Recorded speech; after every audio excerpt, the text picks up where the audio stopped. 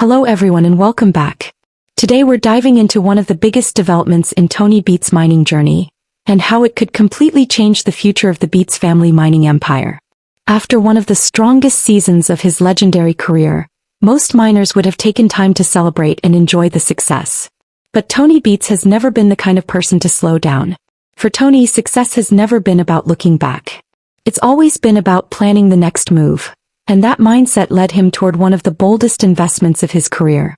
With Paradise Hill performing strongly and the corner cut operation on Indian River running 2 wash plants around the clock, Tony started looking for something bigger, an opportunity that could secure the future of the Beets family for years to come. That opportunity came in the form of a massive new mining property known as Wounded Moose. Tony made a huge move, spending around $4 million to purchase the property, which includes 213 mining claims in a highly valuable area. He saw this as more than just another mining investment. To Tony, this was a long-term opportunity, something that could support the Beets family mining operation for generations. Even though testing on the property had been limited, Tony moved quickly. In the Yukon, chances to buy neighboring mining ground don't come around often. The property already had major advantages.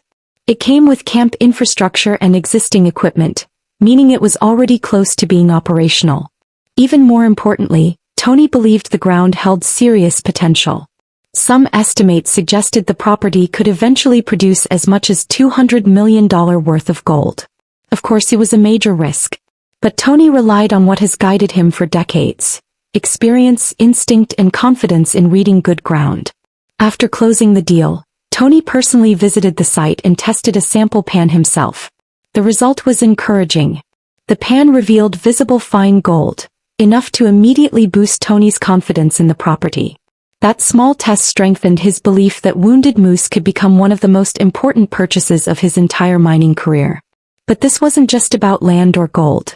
For Tony, Wounded Moose represented something much bigger. It represented an opportunity for the next generation. When Tony shared the news with the family and crew, Mike Beets immediately understood how significant this could be. After spending years learning under Tony and helping run mining operations, Mike had been waiting for the chance to prove himself as an independent mine boss. And Wounded Moose looked like the perfect opportunity. Tony reportedly saw Mike taking control of this operation in a way similar to Kevin Beets' independent venture. After years of dedication and hard work, Tony appeared ready to give Mike that same opportunity. Under the plan, Mike would run the operation with profits and costs directly tied to performance. Reports suggested the deal would be structured as a 50-50 partnership, giving Mike both responsibility and reward. For someone who had spent years helping build the family business, this was the opportunity he had been waiting for.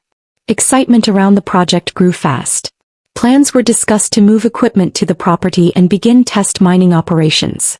The early gold results created real optimism. It felt like only a matter of time before Mike officially stepped into his own role as my boss. For the Beets family, Wounded Moose looked like the beginning of an exciting new chapter. Then everything changed. Just as preparations were moving forward, Minnie Beets received shocking news that brought the project to a sudden halt. After gathering the family, she revealed a major issue no one had expected. Everyone believed the property's water license was valid through 2027. But there was a serious problem. The paperwork needed to officially transfer that license to Tony had never been completed. Without a valid water license, mining operations couldn't move forward. That discovery instantly turned excitement into uncertainty. What had looked like one of the biggest opportunities of the season suddenly became a major setback.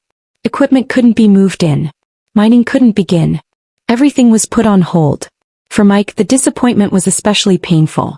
After finally getting a real chance to run his own mine, his dream hit a major obstacle before operations could even begin. What seemed like a huge breakthrough quickly became a frustrating waiting game. Still, if there's one thing we know about Tony Beets, it's this: he doesn't walk away easily. Throughout his career, Tony has overcome equipment failures, frozen ground, permit delays, and countless other challenges. This setback may be serious, but it's unlikely to stop him permanently. The gold found on the property confirmed one important fact: Wounded Moose has real potential. And opportunities like this don't come around often. The licensing issue may have delayed the dream, but it hasn't ended it. For now, Wounded Moose remains one of the most fascinating mining prospects in the Yukon. If the licensing problem gets resolved, this property could still become the operation that finally allows Mike Beets to step out from Tony's shadow and establish himself as a mine boss. And if Tony's first test pan is any indication, the reward beneath that ground could be massive. But the bigger story here may be about Tony's long-term vision. For years, fans of Gold Rush have watched Mike grow from a young crew member into one of the most important leaders in the Beets operation. Unlike some miners who inherit easy opportunities, Mike has worked his way up. He has spent years learning nearly every part of the business under Tony's leadership. And now, for the first time, it feels like all that work may finally be leading to something much bigger. Wounded Moose wasn't just another land purchase. It looked like Tony's attempt to create a mine for Mike to lead. And that says a lot. Tony has never been known for handing out opportunities easily. Everyone in the Beets family has had to prove themselves. Kevin earned his chance through years of hard work. Monica built her reputation by becoming one of the most respected equipment operators in the Yukon. Mike's path has been no different. Over the years, viewers have watched him take on bigger responsibilities at Paradise Hill. What started as supervision eventually turned into full operational leadership, managing crews, production goals, equipment movement, and solving daily challenges. The transformation has been impressive. Earlier, Mike was often seen following Tony's direction. Today he's frequently the one making key decisions in real time. While Tony remains the final authority, signs have been growing that Mike is being prepared for a much larger role. When Tony invested $4 million into 213 mining claims and an operational site, he immediately identified Mike as the person to develop it. That decision says everything. A mine owner doesn't hand a multi-million-dollar opportunity to someone unless he truly believes in them. More importantly, Tony's willingness to structure this similarly to Kevin's setup suggests he sees Mike as more than just an employee. He sees him as a future mine owner. There's also another practical reason this timing matters. Tony Beets has spent decades building one of the largest mining empires in the Klondike. Managing that much ground requires trusted leaders who can operate independently while maintaining high standards. Tony has always believed in planning ahead. And as he gets older, succession planning becomes increasingly important. Kevin has already started building independently.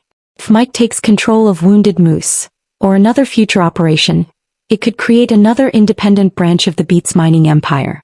Looking ahead, Wounded Moose could become one of the biggest storylines moving forward. Whether through solving the water license issue or finding another path, it's hard to imagine the Beets family walking away from a $4 million investment and 213 valuable claims. And if the project moves forward, Mike Beets may finally receive the opportunity he's spent years working toward.